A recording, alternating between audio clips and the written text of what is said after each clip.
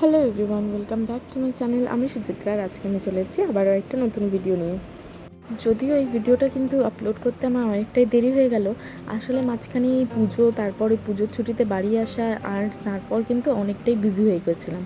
এই কারণে কিন্তু ওর বার্থডে ভিডিওটা আমার আপলোডই করা হয়নি। তবুও আমি এখনই আপলোড করছি, কারণ এই ভিডিওগুলো ফোনে তো এত রাখা যাবে না। আর এখানে আপলোড করে রাখলে পরে কিন্তু এই স্মৃতি হিসাবে এইখানে ভিডিওগুলো দেখতে পারবো। এই কারণেই কিন্তু আমি মেনলি ভিডিওসগুলো আপলোড করে রাখি ইউটিউবে, যাতে পরবর্তীতে ভিডিওগুলো দেখি আর মজা লাগে। যাই হোক, থাম্বনেল দেখে আপনারা তো বুঝতেই পেরেছেন এই ভিডিওটা কিন্তু ছিল আমার হাজব্যান্ডের বার্থডে ব্লগের ভিডিও। এই বছর কিট্টুর সাথে কিন্তু ওর প্রথম জন্মদিন ছিল, আর এই কারণে আমি তো ভীষণভাবে এক্সাইটেড ছিলাম যে ওর বার্থডেটা কীভাবে ওর জন্য স্পেশাল করে তোলা যায়। সো প্রত্যেক বছরই আমি চেষ্টা করি নিজের বার্থডের সাথে কিন্তু ওর বার্থডের জন্য ভীষণভাবে এক্সাইটেড থাকি, আর প্রত্যেক বছরই কিন্তু আমি সত্যিই চেষ্টা করি যাতে একটু হলেও ওর বার্থডেটা স্পেশাল করতে পারি। উখুলে আসার পর তো আমরা দুজন মিলেই বার্থডে সেলিব্রেট করতাম, কিন্তু এই বছর কিন্তু আমাদের দুজনের মাঝখানে কিট্টুও রয়েছে। গত বছর কিন্তু ওর বার্থডেতে কিট্টু আমার মধ্যে ছিল, আর ওর বার্থডেতে কিন্তু আমরা জানতে পেরে গিয়েছিলাম যে ও কিন্তু আমাদের মধ্যে রয়েছে। সো গত বছর আমাদের বার্থডেটা ওর বার্থডেটা খুব স্পেশাল কেটেছিল। আর এই বছর দেখুন কিট্টুকে সাথে নিয়ে ও কেক কাটছে, তো এটা তো অবশ্যই ওর জন্য ভীষণ স্পেশাল। এই কারণে এই যে দেখলেনই, কিট্টুকে দিয়ে একটা ছোট্ট ওর হ্যান্ড প্রিন্ট আর হচ্ছে একটা ফটো আমি প্রিন্ট করে এনেছিলাম, ওটার মধ্যে কিট্টুর হ্যান্ড প্রিন্ট দিয়ে আমি কিন্তু ওটা ওর পাপাকে গিফট করতে দিয়েছিলাম। সো ও খুব খুশি হয়েছিল, আর সাথে আমার দেওয়া দু একটা গিফটস তো ছিলই। যাই হোক, রাতে তো দেখলেনি ছোট্ট করে পেস্ট্রি এনে রেখেছিলাম ওর জন্য, ওটা দিয়ে কিন্তু রাত্রে সেলিব্রেশনটা সেরে ফেলেছি। আর সকাল সকাল পরদিন দেখুন এই যে উঠেই কিন্তু ওর জন্য আমি কিন্তু ওর স্পেশাল ফেভারিট ব্রেকফাস্টটা ওর জন্য বানিয়ে দিয়েছিলাম। ও কিন্তু ওই পুরি আর আলুর তরকারিটা খেতে ভীষণই পছন্দ করে, এই কারণে সকালে ওই পুরি আর আলুর দম বানিয়েছিলাম, আর রাতে তো পায়েস বানিয়েছিলাম, ওটা দিয়ে কিন্তু ব্রেকফাস্ট করে গিয়েছে, আর আজকের টিফিনেও কিন্তু এটাই নিয়ে গেছে। আর তারপর এই তো আমার যুদ্ধ শুরু, কিট্টু এখন উঠে পড়বে। এই যে দেখুন, কিট্টু ঘুম থেকে উঠে পড়লে আমার কিন্তু কাজের হয়ে যায় 12টা বেজে যায়, মানে কাজ করা একদমই সম্ভব হয় না ওকে নিয়ে। আর আজকে যেহেতু ওর বার্থডে ছিল, আমার তো খুব ইচ্ছা ছিল যে ওর জন্য সব কিছু স্পেশাল রান্না করে রাখবো যতক্ষণে ও আসবে স্কুল থেকে। এই কারণে কিন্তু আমি তাড়াতাড়ি কিন্তু সব কিছু প্রিপারেশন শুরু করে দিয়েছিলাম, আর অর্ধেক প্রিপারেশনটা আমি রাতেই করে রেখেছিলাম। আর তারপর কিট্টুকে স্নান দান করিয়ে ওকে কিন্তু 11টার মধ্যে আমি একদম ফ্রেশ করে নিয়ে অর্ধেক রান্না প্রায় শেষই হয়ে গিয়েছিলো, আমার মোটামুটি সব কাজই শেষ হয়ে গিয়েছিলো। শুধুমাত্র মাছ আর মাংসটা আমি কিন্তু নিয়ে এসে তারপর যেহেতু বানাতে হবে, এই দুটো কিন্তু আমার বাকি ছিল। সো এই যে এখন দেখুন, কিট্টুকে কিন্তু আমার পাশের রুমে একজন ম্যাম থাকে, তাংখুলুনি, তো ওনার কাছে রেখে আমি কিন্তু ঘুম পাড়িয়ে তারপর গিয়েছিলাম জিনিসগুলো আনতে। আর প্রথমবার আজকে ওকে কিন্তু রেখে এরকম আধা ঘন্টার জন্য আমি বেরিয়েছিলাম। সো একটু টেনশনও হচ্ছিলো, কিন্তু ওই ম্যাম কিন্তু ভীষণই কিট্টুকে ভালোবাসে, ওকে কিন্তু খুব সুন্দর করে রেখেছিল। আমিও কিন্তু খুব ঝটপট করে গিয়ে ওই মাছ আর মাংসটা গিয়ে দৌড়ে নিয়ে চলে এসেছি। আর এসে দেখি কিট্টু কিন্তু ঘুমোচ্ছিলোই, তারপর ওকে আমি ঘরে নিয়ে আসলাম। ঘরে নিয়ে আসার পর ওর সাথে কিছুক্ষণ খেলতে হয়েছিল, কারণ ও তো জেগেছিল। আর তারপর ওকে ওই ম্যাটটার মধ্যে শুইয়ে রেখে তারপর ঘুমিয়েছিল, ওকে ঘুম পাড়িয়ে আমি কিন্তু আবার মাছটা আর মাংসটা বানাতে বসে পড়েছি। এই যে দেখুন, মাছটা এদিকে বানাচ্ছি, আর আজকে কিন্তু একটু স্পেশাল করেই বানাচ্ছি, ওই বিয়েবাড়ির স্টাইলে একটু বানাচ্ছি। মাছটা যদিও এখানে সেরকম কিছুই মাছ পাওয়া যায় না, একটা লোকাল মাছ পাওয়া যায়, ওটাকেই একটু ওই স্টাইলে বানাচ্ছি। আর তারপর ফ্রাইড রাইসটা বানিয়ে নিচ্ছিলাম, আর ততক্ষণে কিন্তু আমার হাজব্যান্ড চলে এসছে। আর এই সময় কিন্তু কারেন্টটা একদম চলে গিয়েছিলো, আর আসছিলোই না, এই কারণে আমাকে গ্যাসেও আবার বানাতে হয়েছে।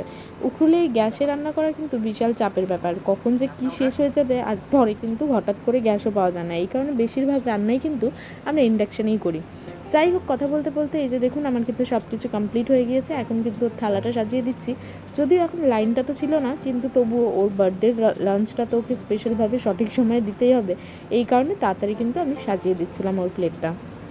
এই যে দেখুন, আমি কিন্তু চেষ্টা করেছিলাম অনেক কিছুই বানানোর, ওইদিকে পনির বানিয়েছিলাম, ডাল বানিয়েছিলাম ছোলার পনির দিয়ে, তারপর হচ্ছে এই চিকেন বানিয়েছিলাম, মাছ বানিয়েছিলাম, অনেক কিছুই কিন্তু বানিয়েছিলাম ওর ফেভারিট, 7 রকম ভাজা, পায়েস, রায়তা, অনেক কিছু বানিয়েছিলাম। সো যাই হোক, আশা করি ওর ভালোই লেগেছে, স্যালাডও ছিল।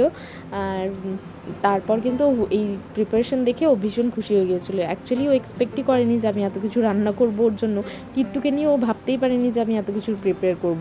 সো আমিও ভাবিনি যে কিট্টুকে নিয়ে এত তাড়াতাড়ি আমি সব কিছু করে ফেলতে পারবো ও আসার আগে, কিন্তু সত্যি বলতে তাড়াতাড়ি কিন্তু আমি করে ফেলেছি, আর নিজের উপরেই আমার কিন্তু অবাক লাগছিল।